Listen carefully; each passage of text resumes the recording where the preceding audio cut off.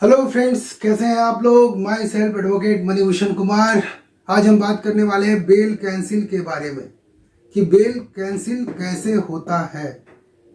तो सबसे पहला जो मेरे दिमाग में आया, जो मैं आपको बता दूं कि बेल कैंसिल कैसे होता है।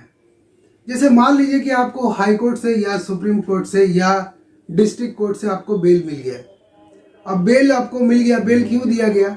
बेल इसलिए दिया गया क्योंकि आप कोर्ट आते जाते रहेंगे और कोर्ट की या पुलिस की जो भी कार्रवाई होगी उसमें आप सहयोग करेंगे। बेल आपको इसलिए नहीं दिया जाता कि आप बेल लिए और भाग गए।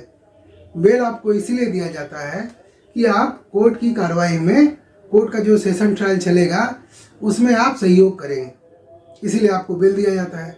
जैसे ही आपको बेल मिला, अब क्या होगा, केस आगे बढ़ने लगेगा।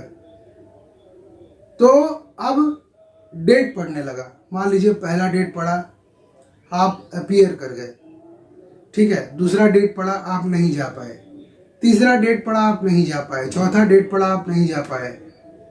अब क्या होगा, विरोधी पक्ष के जो वकील होंगे वो कोर्ट में आकर के ये बोलेंगे कि साहब ये तो बेल लेने के बाद कोर्ट आ ही नहीं रहा है, इसकी बेल को कैंसिल कर दिया जाए। तो उस कंडीशन में आपका बेल कैंसिल हो सकता है।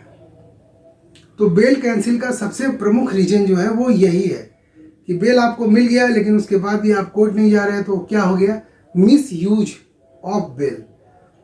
आपको जो बेल मिला है वो कोर्ट जाने के लिए और अपना पक्ष रखने के लिए मिला है। आप क्या किए, बेल लेकर के कोर्ट से भाग गए, तो आपका बेल क्या होगा, कैंसिल हो जाएगा। तो यहाँ आप अपने वकील साहब को ये बता दीजिए, ऐसे उनको तो बहुत अच्छी जानकारी होती है, फिर भी आप बता दीजिए कि भारतीय न्याय सुरक्षा संहिता का सेक्शन 355 में ये लिखा हुआ है कि अगर आप किसी कारणवश कोर्ट नहीं जा पाते हैं तो आपके लिए कोर्ट में आपके वकील साहब अपीयर हो जाए और एक रीप्रेजेंट पिटीशन दे दें कि इस कारण से आप कोर्ट जो है नहीं आ पाए हैं और आपकी हाजिरी को माफ़ किया जाए। तो ये अगर वो देते हैं तो हो सकता है कि कोर्ट जो है उस दिन के हाजिरी जो माफ़ी का एप्लीकेशन है उसको एक्सेप्ट कर ले।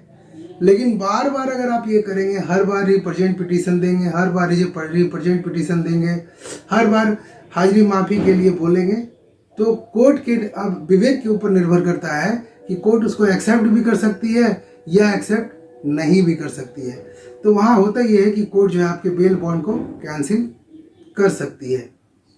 अब बेल बॉन्ड क्यों भरा जाता है? बेल बॉन्ड इसीलिए भरा जाता है कि अगर आप भाग गए तो जितना रुपया का बेल बॉन्ड भरा गया है उतना रुपया का वो प्रॉपर्टी कोर्ट जो है सीज कर लेगी बेलर का, और बेलर को इंस्ट्रक्शन देगी कि कहीं से भी उसको खोज के लाओ। इसलिए हमेशा कोर्ट के द्वारा ये बताया जाता है कि आप अपने परिवार के किसी सदस्य को बेलर बनाइए ताकि आप भाग ना सकें, क्योंकि आपका परिवार का सदस्य अगर बेलर होगा तो उस कंडीशन में क्या होगा, वो पकड़ा जाएगा, वो पकड़ा जाएगा तो एक्यूज पकड़ा जाएगा।